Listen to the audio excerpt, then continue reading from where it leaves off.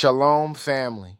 This is your brother Benaiah, and welcome to that Solomon Wisdom, where we don't just read the words, we walk in them. Today, I'm bringing you a dose of that Solomon wisdom straight from the book of Proverbs. These ain't just good sayings or clever quotes. This is divine instruction from the wisest man to ever live, given by the Ruach of the Most High.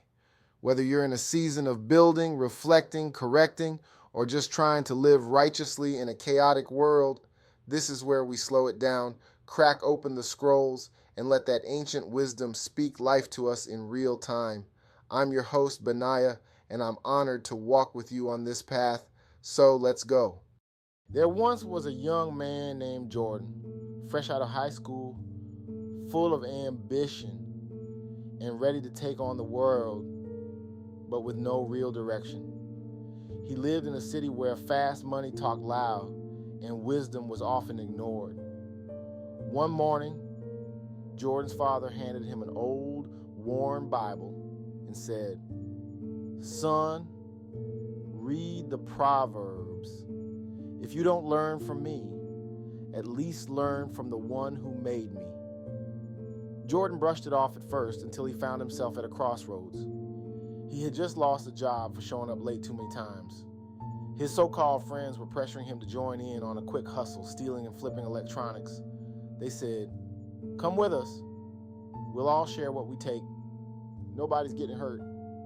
But something in his gut said, no. That night he cracked open that old Bible and landed on Proverbs Chapter 1. The words jumped off the page. "My son, if sinners entice you, do not consent. They rush to shed blood. In vain is the net spread in the sight of any bird. These men lie in wait for their own blood. They set an ambush for themselves." He saw it clearly. That path was a trap.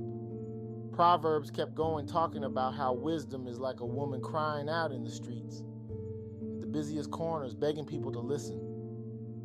But most ignore her until it's too late. Because you refuse to listen, she warns. "I will laugh when your fear comes like a storm." Jordan paused. He realized wisdom wasn't some old, boring concept.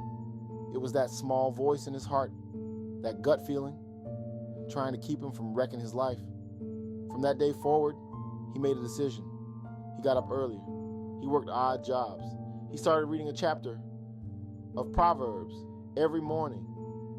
Slowly, things changed.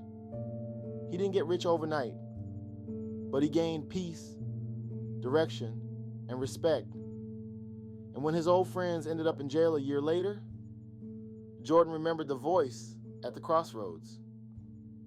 Proverbs 1 isn't just poetry. It's a warning. It's a compass. In a world full of noise and temptation, wisdom still calls out. The question is, will you listen?